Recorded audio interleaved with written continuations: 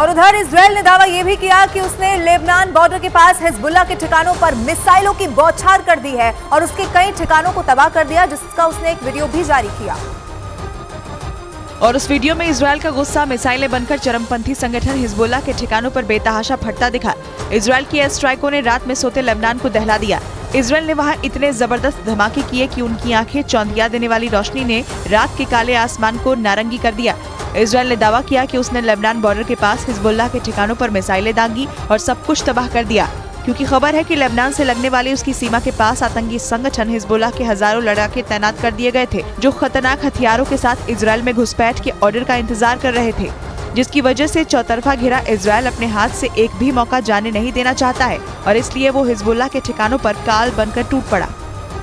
Israel और Hamas के बीच जंग धीरे धीरे अब भयानक रूप लेती जा रही है। ये जंग तीसरे विश्व युद्ध की वजह बन सकती है। ऐसा इसीलिए क्योंकि ईरान इजराइल के खिलाफ ऐसी साजिश रचने में जुटा है जिससे उस पर एक साथ 4 मोर्चों पर हमले हो सकते हैं। इनमें से 3 हमलावर कोई और देश नहीं बल्कि चरमपंथी गुट होंगे।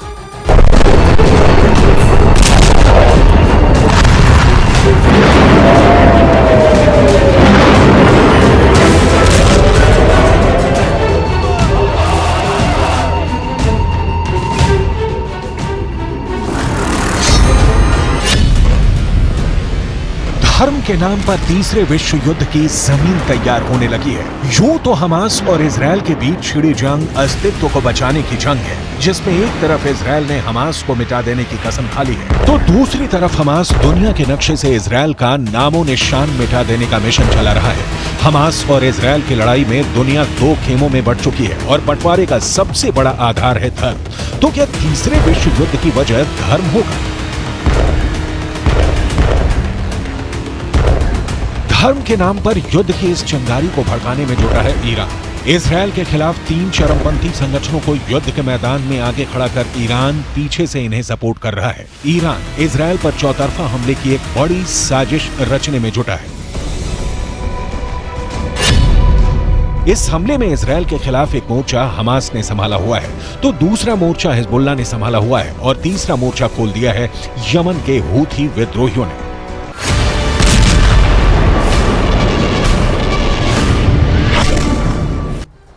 हमास, हिजबुल्लाह और यमन के हूथी विद्रोही, ये तीनों संगठन इजराइल के लिए बहुत बड़ी चुनौती है और इन तीनों में से एक साथ युद्ध करना इजराइल के लिए बहुत ज्यादा मुश्किल है।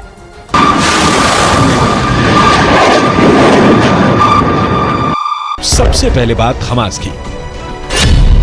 इजराइल का दुश्मन नंबर 1 हमास फिलिस्तीन का बेहद ताकतवर चरमपंथी गुट है, जो 2007 से गाजा पट्टी पर अघोषित हुकूमत कर रहा है। हमास की मर्जी के बिना गाजा में एक पत्ता भी इधर से उधर नहीं होता।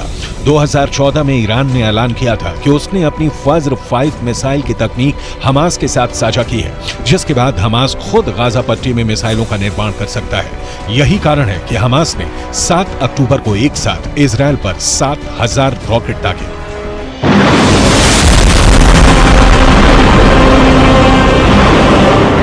तो सोचिए, जिस चरमपंथी संगठन के पास मिसाइल बनाने की तकनीक मौजूद हो, वो समूची दुनिया के लिए कितना बड़ा खतरा बन सकता है।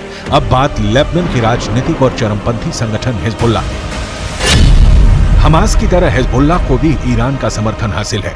इसी समर्थन की बदौलत हिजबुल्लाह बहुत ताकतवर बन चुका है। हिजबुल्लाह का दावा है कि उसके पास 1.5 लाख से ज्यादा रॉकेट का जखीरा मौजूद है और 1 लाख लड़ाकों की हाईली ट्रेंड फोर्स है।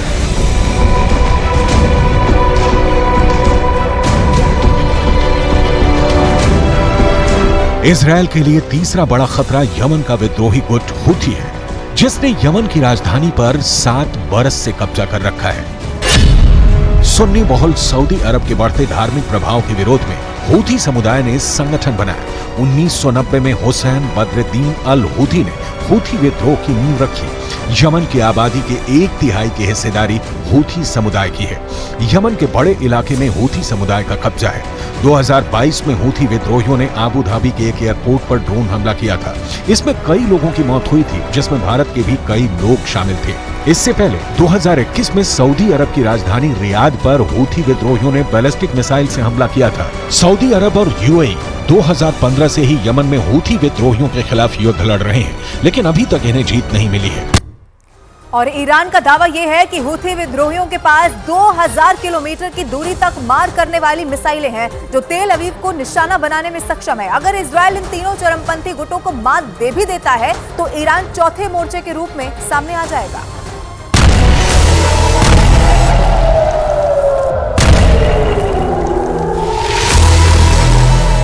ईरान जो 7 अक्टूबर के बाद कई बार इजरायल को युद्ध में उतरने की धमकी दे चुका है, अगर ईरान इजरायल के खिलाफ युद्ध में उतरता है तो युद्ध की चिंगारी पूरी दुनिया में कैसे फैल सकती है, जरा इसे भी समझ लीजिए।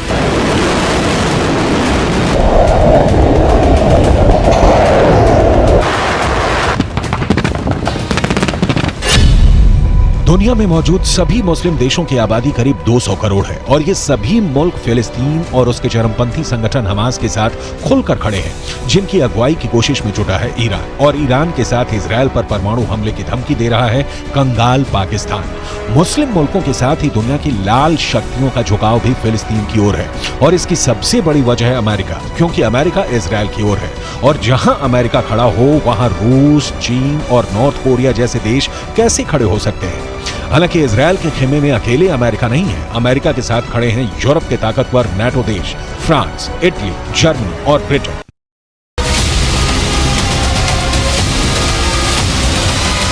यानी कि कोई भी खेमा कमजोर नहीं है, इसीलिए तीसरे विश्व युद्ध का खतरा दुनिया पर मंडराने लगा है।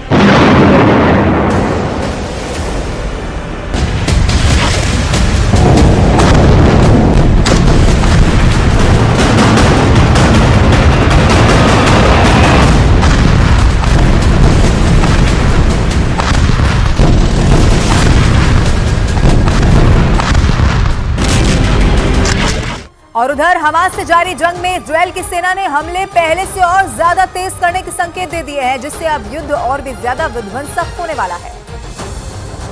खबर के मुताबिक इजरायल आज से गाजा पर अपने हमले बढ़ाने की योजना बना रहा है। बीते रोज इजरायली सेना ने कहा कि वो हमास पर दबाव बढ़ाने के लिए गाजा पट्टी में अपने हमले तेज करने वाली है। इजरायल की सेना ने एक बार फिर गाजा सिटी के लोगों से इलाका खाली करके साउथ की तरफ जाने की बात कही है। बड़ी बात है कि 7 तारीख से जारी जंग में अब तक गाजा के 4000 से ज्यादा लोगों की मौत हो चुकी है और 13000 से ज्यादा लोग घायल बताए जा रहे हैं।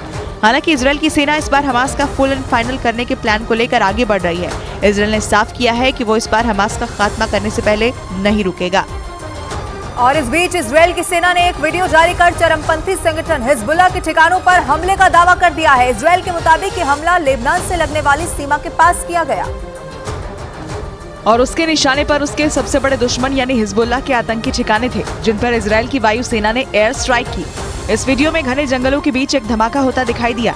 इजरायल के मुताबिक उसकी सेना ने लेबनान सीमा के पास चरमपंथी संगठन हिजबुल्लाह के अड्डों पर हमला बोला और उसे तबाह कर दिया। इस वीडियो में उस जगह पर जोरदार धमाका होता नजर आया। इजरायल की सेना के मुताबिक उसने हिजबुल्लाह के गुप्त ठिकानों की रेकी की और वहां आसमान से बम गिराया, जिसके बाद वहां इतना जोरदार धमाका हुआ कि हिजबुल्लाह का वो खुफिया ठिकाना पूरी तरह तबाह हो गया। इजरायल की सेना ने गाजा में घुसकर हमास को मिटाने की अपनी तैयारी को दिखाते हुए एक वीडियो जारी कर दिया है। इस वीडियो में इजरायल की सेना दुश्मन से निपटने की ट्रेनिंग लेती हुई नजर आई। इस दौरान पहले तो वहां इजरायल की सेना के टैंक गरजे, इसके बाद इजरायल के सैनिकों ने वहां गोलियों की झड़ी लगा दी। इजरायल की सेना के मुताबिक उसके जवानों को मुश्किल से मुश्किल हालात से निपटने की ट्रेनिंग दी गई। इस दौरान वो सैनिक एक नकली घर में भी घुसते दिखाई दिए। माना जा रहा है कि ये ट्रेनिंग इसलिए दी गई ताकि गाजा के इलाके में घुसकर इजरायल की सेना हमास पर जमीनी हमले कर सके। और गाजा के अल अहली अस्पताल के बाद वहां के खान यूनिस में हमला हो गया है, जिसके बाद वहां हाहाकार मच गया, क्योंकि इस हमले में एक ही परिवार के 7 लोगों की मौत और करीब 40 लोगों के जख्मी होने का दावा किया गया।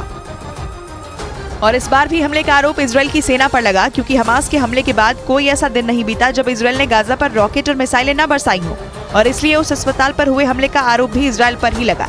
इस हमले के बाद का जो वीडियो सामने आया उसमें पूरे इलाके में दहशत का माहौल दिखा। रॉकेट अटैक के बाद वहां बने घर मलबे में तब्दील दिखे। ये हमला इतना जोरदार था कि लोगों को संभलने तक का मौका नहीं मिला और एक ही झटके में सब तहस नहस हो गया, जिसके बाद लोगों को बचाने के लिए रेस्क्यू ऑपरेशन चलाया गया और एम्बुलेंस की मदद से उन्हें अस्पताल पहुंचाया गया।